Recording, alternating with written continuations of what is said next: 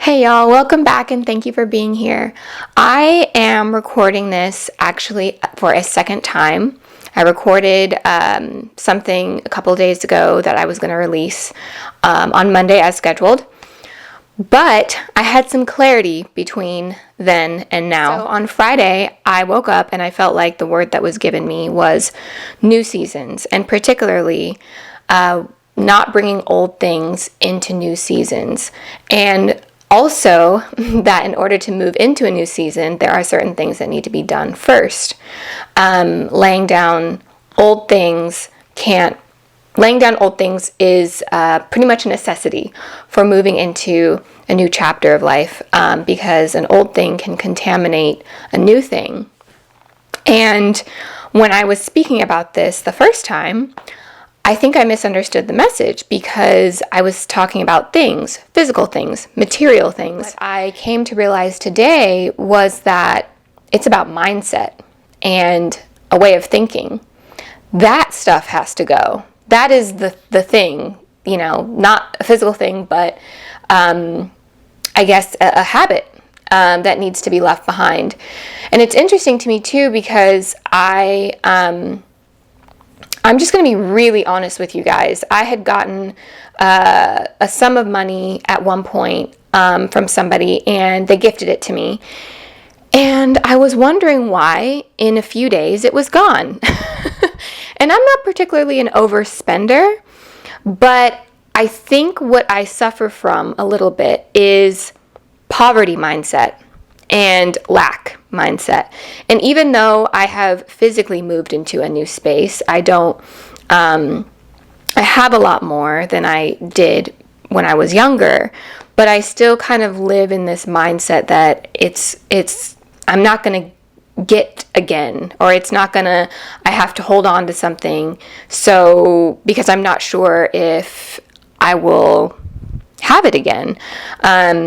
And it kind of keeps you stuck, and it keeps you thinking that you have to conserve and kind of stockpile things, and you have to keep things for yourself because you might not get another opportunity.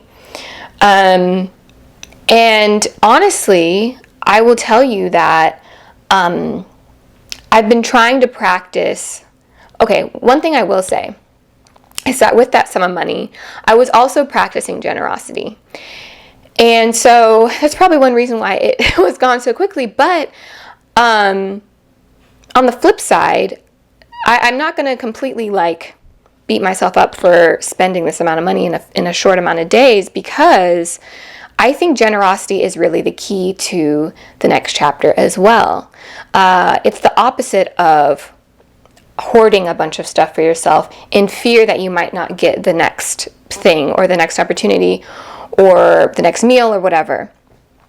And I think generosity teaches us that what we give to other people and what we give to, the church, what we give to those who don't have as much as us, it's not a waste. It's never a waste. Generosity is never wasted. And God is someone who protects and He provides. And so if we're giving to something and we're worried that we might not have it in return, that is really an old mindset that is not from God. And so something that I'm learning right now in my season, and I think could be helpful for someone else, is getting rid of old mindsets because you're on the brink of something new. And in order to walk into that something new, you want to be ready for it. So I would say, based on some things that I've been learning, I would say surrendering old mindsets, and that's a really hard thing to do. I don't even have all the tools to share with you guys for that. But I think one would be generosity. When you give to someone, not only are you showing love and care, but I think when God can trust you with a little, He can trust you with much. So it's kind of like I don't think God is testing us necessarily. Maybe He does. I think maybe there is some testing. I've heard that in the church that, God is testing us to see what we will do. And I'm not sure if that's exactly because He wants to see what we're going to do, because I also feel like God knows us in and out. He knows our design. He created us.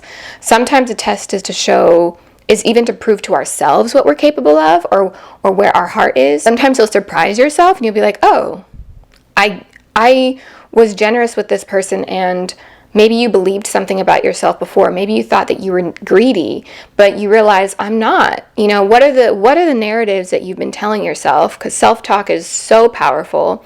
What are the things that you've been telling yourself over and over again that are keeping you stuck? It could have been something that your parent told you as a kid, or a teacher told you, or a friend told you, and you essentially adopted that and made it your own identity.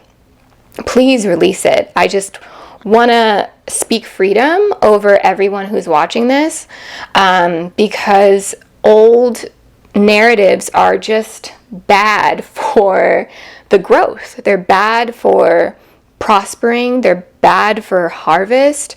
We reap what we sow, so what we're putting into the soil of our own lives, our souls, our spirits will come out in some way. And I just want us as a collective, and I'll be praying, whoever wants prayer, please let me know, just surrender it and let God know what you're going through, because he's very merciful. He's so kind and generous. He sees you right where you are, and I just want you to feel encouraged that things that have not served you up until now, they can be put down to rest at any point. It's never too late. I'm 28 and I'm learning things now as a 28-year-old that I wish I would have known like a year or two ago. But that's okay, because I'm here now and there's a lot more life to live, and I'm thankful that I'm learning it now. Thank God. And for you, wherever you are, it's really never too late. I think sometimes even that's a narrative. Oh, I'm too old. I've been hearing it among my own friends, my own friend group, where we're actually, I would say, young. It's like even that's a narrative that can be a little paralyzing, because when you're young, you have energy, you have hope, you have inspiration, and those are things that you should hold on to always. You never get too old to hope. You never get too old to be inspired. You never get too old to start over or to start a new project. And yesterday I was at dinner with a couple of friends, and I was honestly so filled up by this dinner that we had. It was my friend and her friend who she invited. I'd never met her before, but we were very vulnerable with each other, and we basically did this thing at the end where we were like, these are the things that we are letting go of, and here are the things that we are going to be taking into the next chapter of life. And some things that I said I wanted to let go of were bitterness and unforgiveness, just things I feel like have been really keeping me in the past that I don't want to claim any longer. But what I want to now bring into the next season is not afraid of starting over. I think that's a big one for me, because I sometimes hold myself to the standard of like past Aliha, and I'm like, well, past Aliha, had a great credit score for 7 years. Past Aliha, worked at a law firm. Past Aliha was able to pay all her bills. And now there is this sense of like, what happened to her? I feel like I've lost her in some way. But we don't need to get to an old version of ourselves, because there's always new. There's always refreshing. There's a new. You guys know what I'm trying to say. There's a new version of you, and it's not something to fear. We get really comfortable with what we know and completely understand where that comes from. I can 100% attest to feeling that and not wanting to let old things go, especially old things that worked for me, right? And like, oh, that worked one time, let me try it again. But there are new ways of doing things, and God is there to teach you how to do those new things and how to accept newness into your life without trepidation, without fear. So I want to read one scripture to you guys because I really love it. I was going to read two scriptures, and maybe I will. I'm going to read two scriptures really quickly, but actually I'm just going to read one because it really sums up what is needed to be said. So here we go. So I'm actually going to read both scriptures because I think that they both apply in some way. So Mark 12:41 through 44. Sitting across from the temple treasury, he watched how the crowd dropped money into the treasury. Many rich people were putting in large sums. Then a poor widow came and dropped in 2 tiny coins worth very little. Summoning his disciples, he said to them, "Truly I tell you, this poor widow has put more into the treasury than all the others, for they all gave out of their surplus, but she, out of her poverty, has put in everything she had, all she had to live on." And I'm still learning how to put scripture in context of what's going on in this time period with this person, with her surroundings. I know that this is Jesus who is speaking. Truly, I tell you, this poor widow has put more into the treasury than all the others, for they all gave out of their surplus, but she, out of her poverty, has put in everything she had, all she had to live on. That's Jesus speaking. I know that. And this woman, I don't know what the rest of her story is, but I bet you she's embarking on a new season in her life because she's at her wit's end. She has put in the last 2 coins that she has into the treasury. So this tells me that she has exhausted her resources. She's at the very, very end of her resources, and she's giving it over to God in sacrifice. And I can't imagine that there would be anything else in store for this woman other than good things, other than prosperity, other than a new beginning with God by her side, which is the best beginning that you can ever have. And then I want to read one more to you guys. And I'd actually like to say that I have one more scripture to read with you guys because I'm not reading to you guys. We are reading together.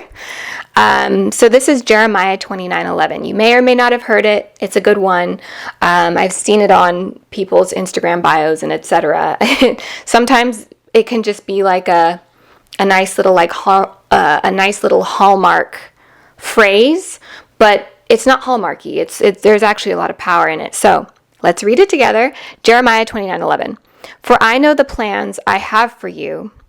This is the Lord's declaration. Plans for your well-being, not for disaster, to give you a future and a hope. And I hope that this has been helpful for someone else. I know it has been for me.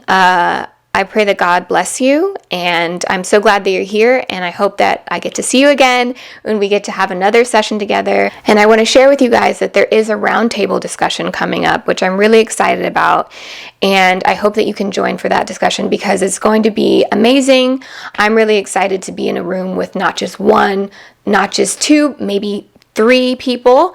So there might be a group of 4 of us together having a discussion about the word or topics surrounding the word, about mental health, love, all the things that we're learning right now in our lives.